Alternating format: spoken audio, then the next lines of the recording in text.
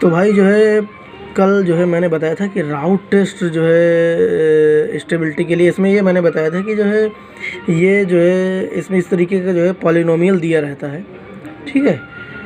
तो पॉलिनोमियल जो है a not s to the power n a one s to the power n minus one और up to the a n is equal to 0 दिया रहता है।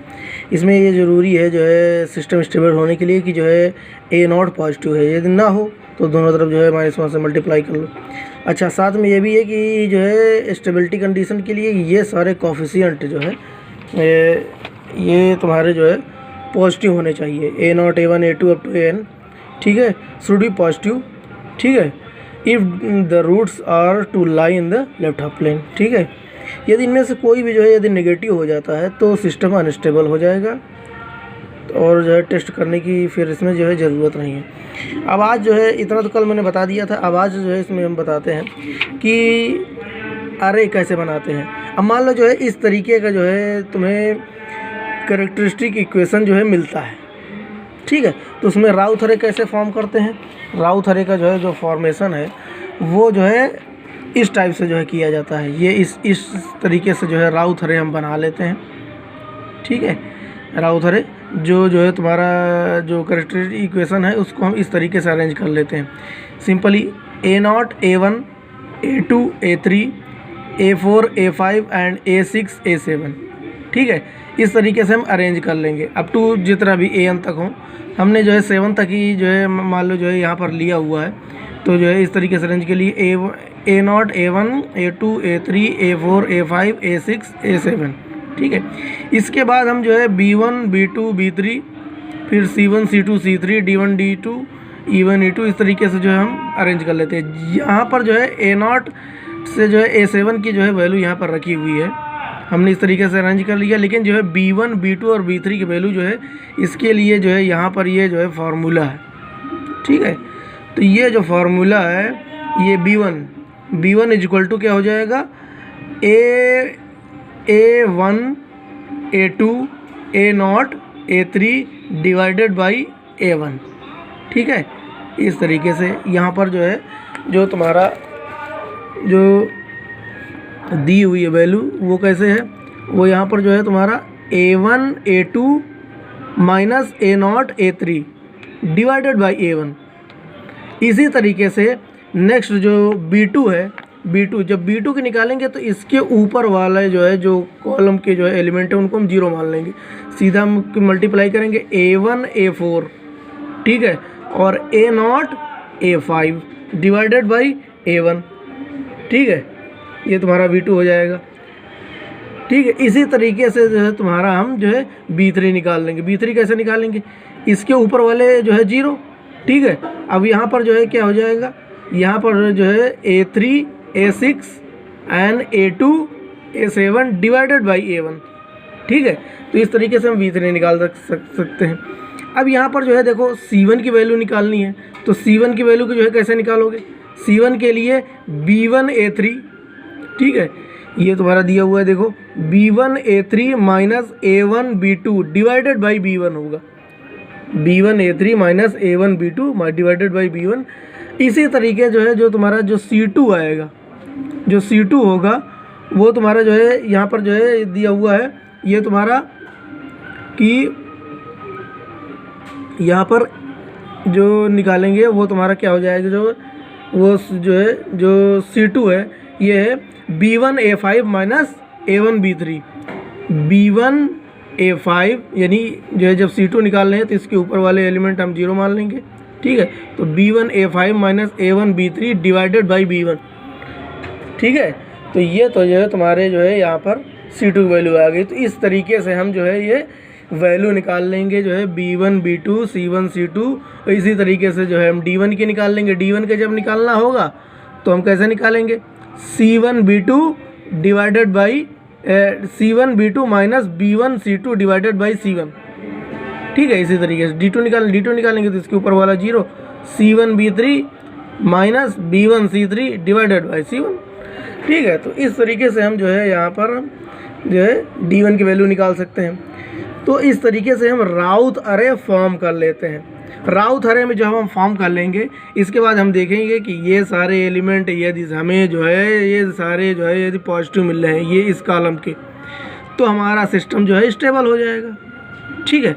Otherwise unstable, यदि एक भी जो है नेगेटिव आया तो हमारा सिस्टम अनस्टेबल हो जाएगा, ठीक है।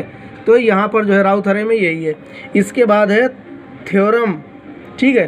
तो थ्योरम में भी वही बात कही गई है कि जो है जो तुम्हारे जो है राउथ अरे हैं, राउथ अरे में जो है थ्योरम में यही पहला जो है बात यही कही गई है कि the necessary and sufficient condition for the roots of characteristic equation to have a negative real part, मतलब स्टेबल सिस्टम होना चाहिए। इसके लिए ये ज़रूरी है कि जो है राउथ अरे के फर्स्ट कॉलम के जो जितने भी एलिमेंट हैं वो सारे जो है पॉजिटिव और नॉन जीरो होने चाहिए। यानी ये तुम्हारे सारे, पहला जो है थ्योरम का जो पहली जो है स्टेटमेंट यही है कि ये सारे जो है पॉजिटिव और नॉन जीरो होने चाहिए, जीरो भी नहीं होने चाहिए, नॉन जीरो, ठीक है।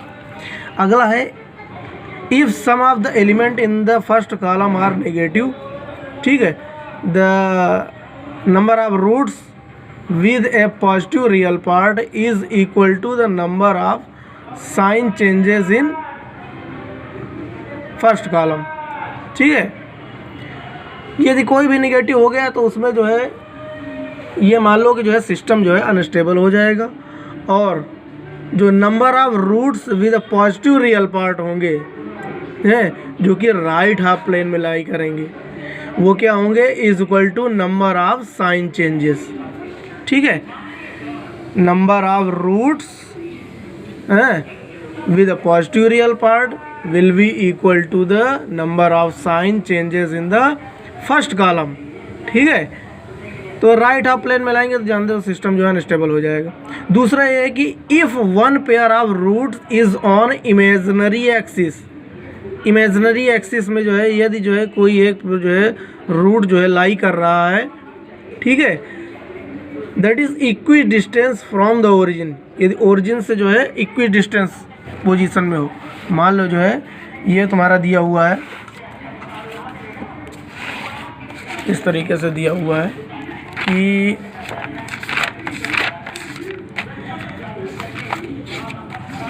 यहाँ पर दिया हुआ है, मान लो कि ये दिया हुआ है कि इस तरीके से दिया हुआ कि ये तुम्हारा जो है ये रियल एक्सिस है, ये इमेजिनरी एक्सिस है, और दो रूट्स इस तरीके से लाई करें, इस तरीके से कि जो है ओरिजिन से जो है इक्वी डिस्टेंस पर हो। ये तुम्हारा ओरिजिन है, ओरिजिन, तो ओरिजिन से इक्वी डिस्टेंस पोजीशन में हो, यानी ओरिजिन से बराबर दूरी पर यदि जो है कोई जो है रूट्स लाई कर रहे हैं, then in this condition if one pair of roots on the imaginary axis equidistant from the origin and all other roots are in the left half plane, all the elements of the nth row vanish and none of the element of preceding row will vanish. The location of the pair of imaginary roots can be found by solving the equation cs square plus d is equal to 0, ठीक है। इसका कहने का मतलब ये है कि जो है यदि इक्वी डिस्टेंस पर जो है कोई रूट्स हैं और बाकी सारे रूट्स जो है लेफ्ट हाफ प्लेन में लाई कर रहे हैं, तो जो nth रो होगी, ये जो हमारा जो है ये राउथ अरे है, इसकी जो nth रो होगी वो वाइनिस हो जाएगी, यानी वो सारी जीरो हो जाएगी, उसके ऊपर वाली जीरो नहीं होगी, ठीक है।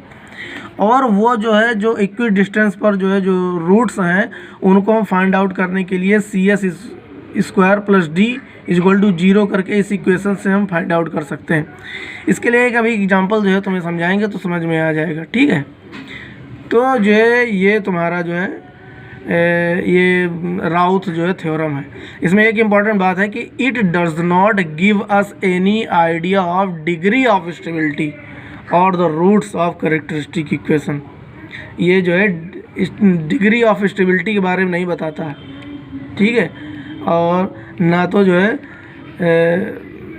ठीक है, ये मतलब इस तरीके के जो है ऑब्जेक्टिव क्वेश्चन आते हैं गेट में कि जो है क्या बताता है, तो it does not give an idea of degree of stability और the roots of characteristic equation, ठीक, ओके।